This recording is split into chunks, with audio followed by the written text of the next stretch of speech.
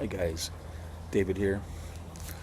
I guess this is officially retirement day number one, although it's a Saturday, so maybe Monday would be day number one. Anyway, I just wanted to chat with you guys for a few minutes. Saturday morning here in Kern County, in Bakersfield, well, technically Shafter, California. Um, Pretty chilly this morning, although nothing compared to what some of you are having to deal with. I have a little patio heater that I bought. It's a tabletop heater. See if I can get the thing pointed. It's right there, and it's keeping me pretty warm. I also have a little heater that goes on my feet, so staying pretty toasty out here. Smoking this morning my Peterson pipe with some St. Bruno, which I just got yesterday, along with a pound of vanilla roll cake and some McBaron Virginia, sliced Virginia. Got some more tobacco coming in. I think 2 more pounds. Should be here Monday, I think, or Tuesday maybe. Anyway, I just wanted to come on real quick. Had a great day at work yesterday, my last day at work. Got there at 7:30, and I really had no work to do because I've already transferred all my cases and all that. So my primary goal yesterday was to go to work and then attend a retirement celebration that my coworkers put together for me. It was a little breakfast thing at 9:30. They had danishes, some muffins, some bagels, different juices, orange, apple, and some coffee. So very nice. They presented me a gift basket. Actually, it was a tree, a little light up tree. It was kind of black, but I guess black and gold are the retirement colors.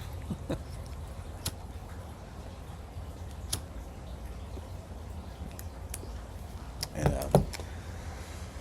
the tree, I'll post a picture of it here. It had a big card underneath, like a fold out, like a cardboard type thing, but it had all the signatures and well wishes from my coworkers, some of my coworkers on it.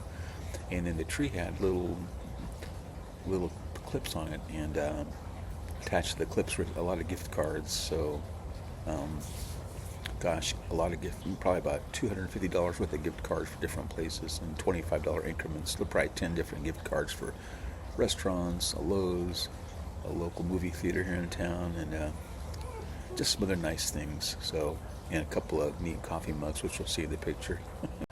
Hey guys, I wanted to add this. I put this in after the video was made, but my good friend Matt from work, he was my supervisor for a while. He's also the founder of our local Bakersfield Briar Pipe Club.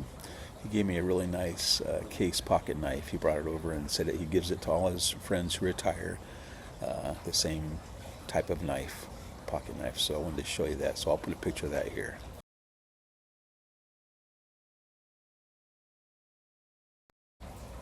Great guy, Matt.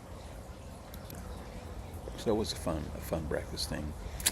Then at noon, a buddy of mine, Jerry, had asked if I wanted to go to lunch my last day. So this has been a couple weeks ago, so I said sure. So he took me to a local Chinese restaurant here in town called the Rice Bowl. We had a nice lunch together and a nice visit. He was hired the same time that I was. We went through our training classes together with the Department of Human Services. So it was really nice to visit with him. Had a nice time. Got back to work about 1:30, 1:15. When my checkout time was 2, so I spent that last 45 minutes writing out a couple thank you cards, packing up whatever belongings I had left in my cubicle, and carried that box out about 2:15, and said goodbye to my coworkers, shared some conversations, some hugs with some of the people in my aisle, and very nice. Exchanged some contact info for a couple of my coworkers, and left at 2:15, which was a weird feeling.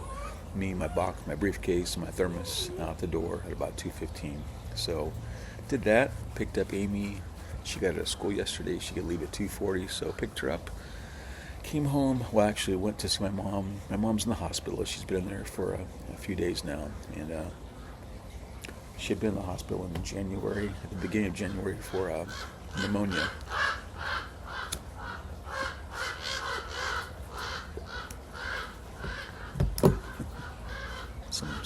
birds go flying by. Anyway, she has COPD, stage 4. She's been there for probably 10 years now.